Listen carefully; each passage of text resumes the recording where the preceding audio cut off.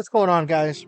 I spent some time on the PTR testing different builds, different artifacts, different ways to play Bruiser in the upcoming expansion in Season 3, and I think I've cracked the code. First and foremost, there's going to be two different types of Great Axe Bruisers in the upcoming expansion. You're going to have your Strength Bruisers, and then you're going to have your Intelligence Bruisers. Your Intelligence Bruisers, they're going to be using the Abyss, the Void Great Axe, essentially, artifact. And then your Strength Bruisers are going to be using a slash Great Axe. Strength Bruisers are going to be running 350 Con, 250 Strength. And then your Intelligence Bruisers are going to have two different versions. You're going to have a 350 Con, 250 Int, or 200 Int with some other, some other points. They're going to be doing some good damage. They're going to be pretty tanky. I think you're also going to find that there's going to be some 350 Intelligence Great Axe users as well. So it's got some pretty nice play. Pretty fun weapon. I played with it a lot of different ways and had a blast. Anyways, I think both builds are viable. Strength versus Intelligence, I think they're both viable. They're both needed. Again, Strength, you're going to be 350 Con. Intelligence, you're going to be 350 Int or 350 Con. One's more of a clump buster, one's more of the Bruiser itself. So either way, I'm excited for it. It's been a lot of fun testing it. It's going to be hype. Talent trees. So the Great Axe talent tree is essentially the same. I didn't really find anything worth changing in here. Honestly, looking through it, there wasn't a lot of changes that warranted any changes, and it still felt great. It still felt great on the battlefield. Everything has its place. Everything works. Yeah, you're still a little bit of a wheelchair as far as like catching these, fast, slippery guys, but in terms of war, it still felt fantastic. The hammer, it's pretty much the same too. There's a few things you could do differently. So Wrecking Ball, for example, does have a recovery animation at the end of it now. I don't know why. I don't know if it's intended. Either way, it's there. Hopefully on live, it's not there. But until we get there, we won't know if that's the case or not. So with that being said, you could still run Wrecking Ball. I think it still has a place. But understand, it does have that recovery animation now. This might be a good angle to switch off of and run Armor Breaker instead. You're going to have a little bit more, more shield players, on and around point. Plus the flail is going to be all around, the sides of point, flexing quads and stuff. So Armor Breaker may come into play if those guys do decide to block. So Armor Breaker, Shockwave, Path of Destiny. I think Path of Destiny stocks are going to be going up in this patch. We'll see potentially kind of where it goes. Gearing. Okay. So this is the big question. Which artifact? I had it broken down to 3. Okay, I had it broken down to the Tumbler Shoes, to the Void Dark Plate, and to the Jin Head Wrap. After testing them, seeing which ones felt the best, to me, the Jin Head Wrap Invig build won out. You're nearly immune to all the invigorated debuffs. So you're essentially immune to disease, weaken, exhaust, and rend. All of which lead to you dying typically anytime those are applied to you on or around a clump fight. So to make yourself immune to them, you just don't die. If you're fighting in a sacred ground, you are so hard to kill. It's insane. It's actually a ton of fun. You're just brawling. You're brawling your brains out. You're not dying as long as you're still fighting in a sacred ground. So the counterplay, it's very low counterplay as far as from the enemy side in a war or clump setting. You're fighting, as long as you're fighting within a sacred ground. I mean, that's the counterplay, right? Get you out of the sacred ground, and then fight you. But that's with any build, not just this one in particular. So what I'm going to be running for this, I'm going to be running the Jin Head Wrap.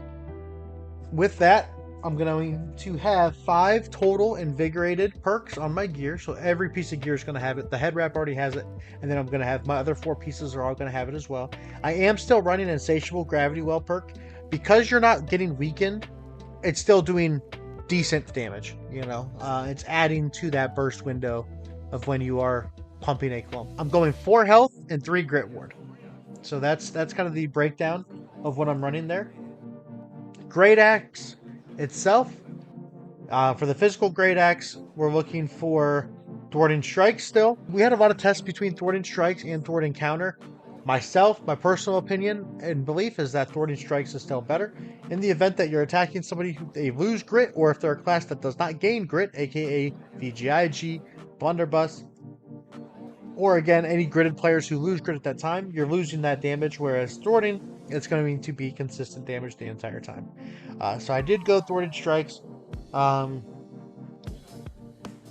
Refreshing Move is still the go-to. And the reason I say this is, with Refreshing Move, you're getting your cooldowns back faster, right? A big change in this upcoming meta is going to be the Flail increasing your cooldowns. Such a toxic perk, and it's very, very deadly on the Great Axe because we have longer cooldowns already. So again, we definitely have to get those cooldowns back faster before somebody smites us and extends them even longer. So Refreshing Move is good for that. And I'm going to hit on that again a little bit later when we talk about just kind of the overall feel and ways to combat some of these builds that are countering us now. So Thwarting Strikes, Refreshing Move, and then either Enfeebling Maelstrom or Attunement. The reason I say either, not just Enfeebling Maelstrom, I think if this build takes win and becomes more popular, people are going to realize Enfeebling Maelstrom is worthless. You can't weaken me. You know what I mean? Like, you can't, like, literally, if somebody hits me with Enfeebling Maelstrom, nothing happens. It pops up, it pops down. It's on me for less than a second. I mean, it shows up and it disappears. So it's a waste of a perk on that Great Axe, you know, whereas Attunement, you're doing some more damage. Also, shirking, you know, an elemental shirking damage is really good too. I don't trust them. I think their proc rate's kind of funky, but some people do like them. Warhammer. I think you're good going either Trenchant Strikes or Thwarting Strikes. You could still run the Shockwave perk if you would like. Again, if more point players start running this build, you're not going to be doing anything with that rend anyways. So, myself personally, I'm going to be dropping Shockwave, and I'm going to be trying out Path of Destiny, at least for the first few wars that I'm in this expansion. I want a Path of Destiny Great Axe. Or sorry, Warhammer, and I want to test the healing, especially now that I can't be diseased, and see if it regains its power that it used to have. And then on top of that, I'm going Attunement, or Refreshing Move, or Plagued. Plagued again, I think Plague Strikes is going to lose some value, simply because if people are running this build, they're not able to get diseased anyways. We'll see. We'll see if this build picks up, or if something else pops off that's really just busted. So then Attunement or Refreshing Move. There is a named Warhammer with Thwarting Strikes, Refreshing Move on it, and you can add a third perk. That's probably the one I'm going to target, so that way I have a viable, strong Warhammer early on in the expansion. Necklace. I think health, even though it's been nerfed, I think health is still really strong. Stam recovery, I think, is still very strong, especially in the patch. It's essentially your entire stamina bar with its item level 700 scaling. Now that may be tweaked. We'll find out. Third perk, I think there's 3 viable perks. I think a Protection is still probably one of the best ones you could get.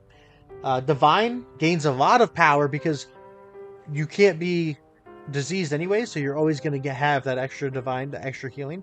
But also, that's kind of a counter argument for it too, right? Like, the Divine is good to counter disease, and since you're not going to be diseased, you may not need it as much. So the one that I really like is the new Alchemy Retrieval buff, whatever it's called. Either way, the Alchemy, it increases the healing that you get from potions, which, if you didn't play the PTR, your consumable heals, your potion heals are a lot weaker. So this is something really good to buff those. Ring. In the PTR, it did not work, but on live, we should be able to craft a Keen, Slash, and Leeching ring.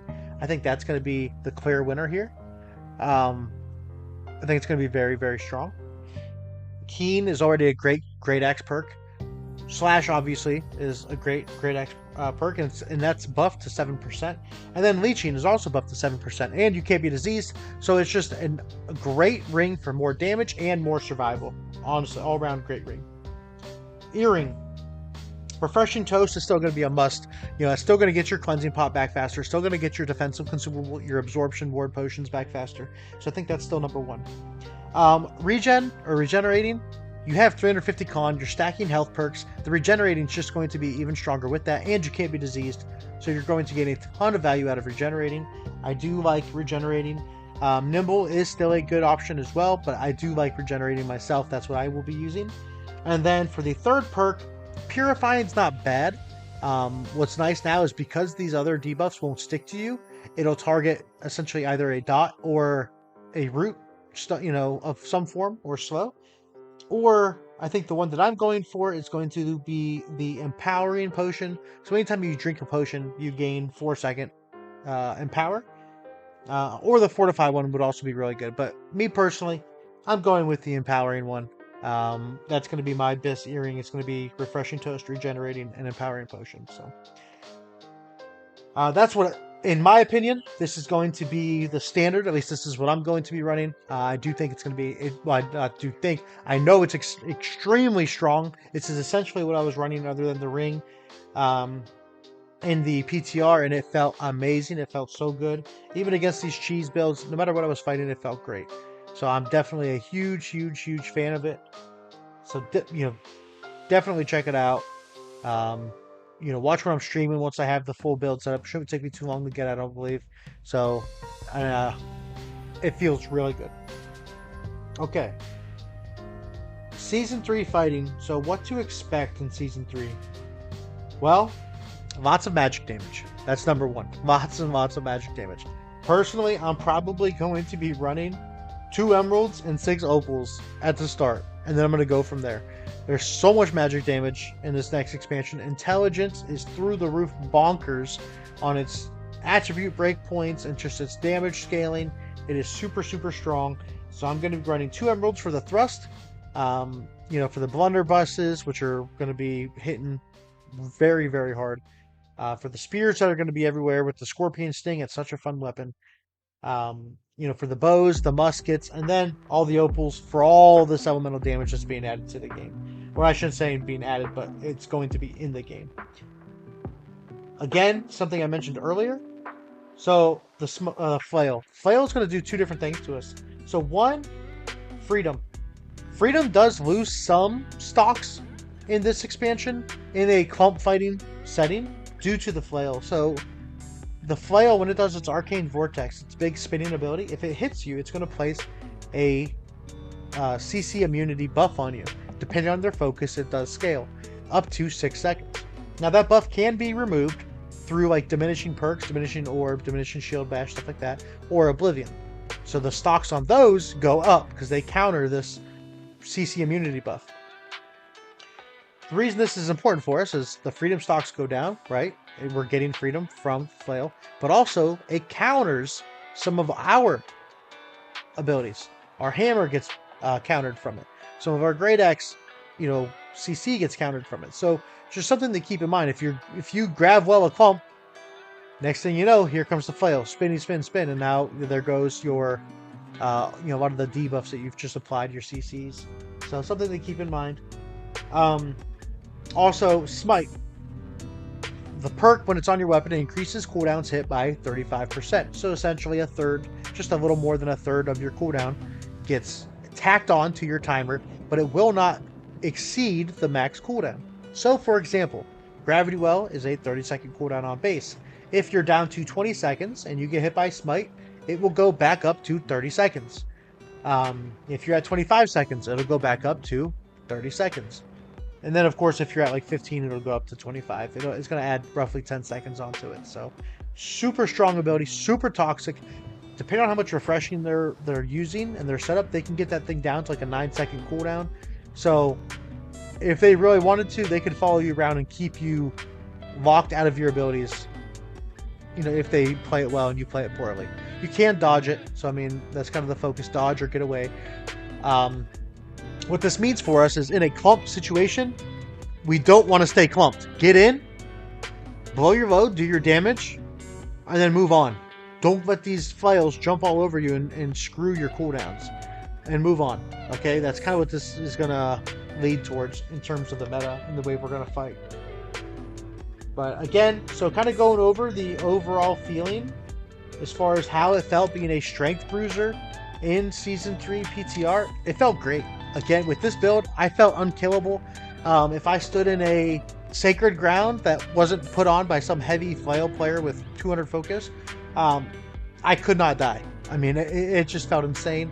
So I'm excited for it. The Void counterpart felt great as well. Now, I designed it a little bit differently when I play it. I go a little more offensive, 350 int, some Void harnessing and stuff like that. And I'm just looking to basically blow up stuff. But it felt great. Also, the Heart Rune. So I didn't hit on the Heart Rune earlier, and I do want to hit on it. So in this Invigorated Jhin head wrap build, you can run the Rending Vines, and you do not get exhausted. So you can Vines, you no exhaust on you. It feels amazing. I mean, there's a lot of different things you could use. You could use a couple different biles. The healing bile was a lot of fun. The Detonate, where it empowers your abilities. I think it's fun on this one. It's also fun on the Void for, you know, max clump damage. There's a lot of fun builds that's coming out with this expansion, and this is my take on the Bruiser. I do think that Bruiser is going to feel great. It's going to be on top. We're going to do decent damage, but we're going to be, you know, very, very difficult to kill, especially running this build. It's going to be a lot of fun, guys. I cannot wait. Everything, the PTR was a blast, and the future of New World and the future meta that's incoming, there's going to be some toxic aspects of it, of course. I mean, that's all things PvP, but man, it's going to be a blast, and I'm here for it. The open world PvP is going to be fun.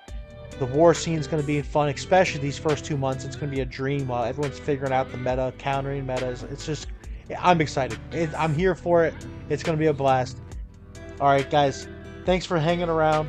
Make sure you like and subscribe. I got more stuff coming out. Peace.